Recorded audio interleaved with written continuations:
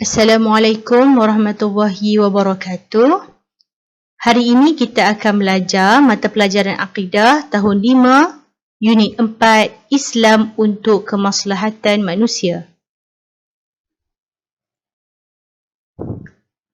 Maslahah bermaksud memelihara kebaikan dan kepentingan manusia.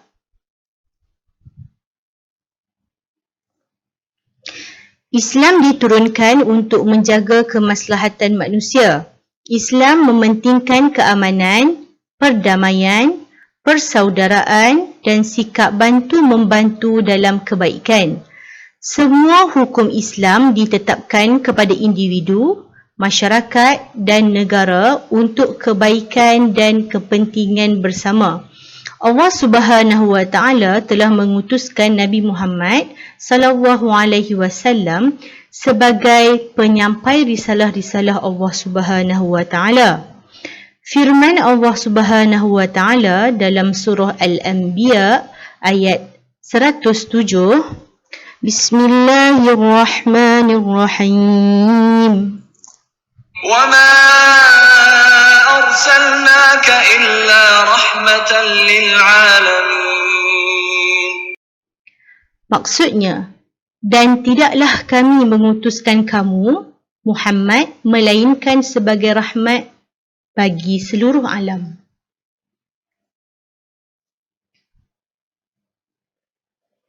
Contoh maslahah, setiap perintah dan larangan Allah merupakan kemaslahatan yang bermaksud memelihara kebaikan dan kepentingan manusia seperti pertama, pengharaman judi dan arak. Yang kedua, pengharaman zina dan bunuh diri. Yang ketiga, rukhsah iaitu keringanan dalam melaksanakan ibadah.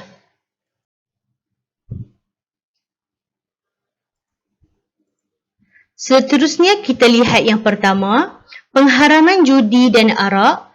Tujuan pengharaman judi dan arak yang pertama untuk memelihara akal manusia. Yang kedua untuk mengelakkan manusia daripada lalai mengingati Allah Subhanahu wa Ta'ala. Yang ketiga untuk mengelakkan berlaku pergaduhan sesama manusia.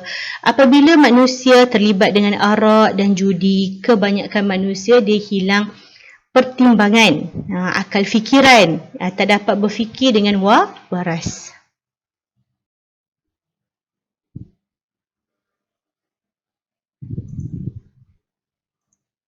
Yang kedua, pengharaman zina dan membunuh diri. Perbuatan ini diharamkan demi memelihara kemuliaan keturunan manusia.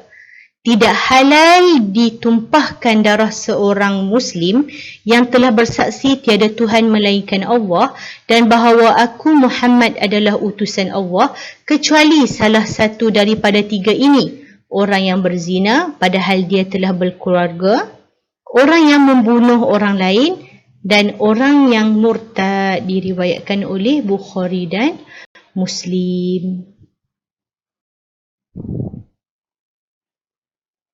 Seterusnya, kita lihat yang ketiga iaitu rukhsah, iaitu memberi keringanan untuk perkara-perkara tertentu. Sebagai contoh, seorang wanita yang sedang hamil dan bimbang kesihatan dirinya dibenarkan untuk tidak berpuasa pada bulan Ramadan. Tetapi wajib mengqada puasa yang ditinggalkan itu. Ini antara salah satu rukhsah keringanan yang diberikan oleh Allah. Seterusnya kita lihat contoh rukhsah yang lain, iaitu yang pertama rukhsah salat. Allah Subhanahu wa Ta'ala telah mensyariatkan solat qasar dan solat jamak sebagai rukhsah bagi mereka yang bermusafir. Rukhsah solat bertujuan supaya umat Islam dapat menunaikan solat fardu dalam apa keadaan sekalipun, di samping membuktikan bahawa agama Islam yang mengambil kira kebajikan umat dan bukanlah agama yang menyusahkan.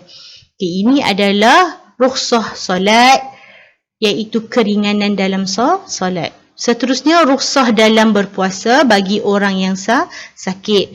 Allah Subhanahu Wa Taala membolehkan orang yang sakit untuk berbuka sebagai satu rahmat darinya, merupakan kemudahan rukhsah bagi orang yang sakit. Sakit yang membolehkan seseorang individu itu untuk berbuka adalah sakit yang bila dibawa berpuasa akan menyebabkan satu kemudaratan atau semakin parah penyakitnya atau dikhawatirkan memperlambat kesembuhan.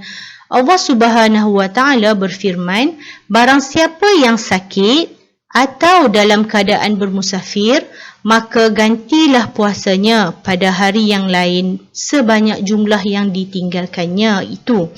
Allah mengkehendaki kemudahan bagi kamu sekalian dan tidak menginginkan kesulitan. Surah Al-Baqarah ayat 185.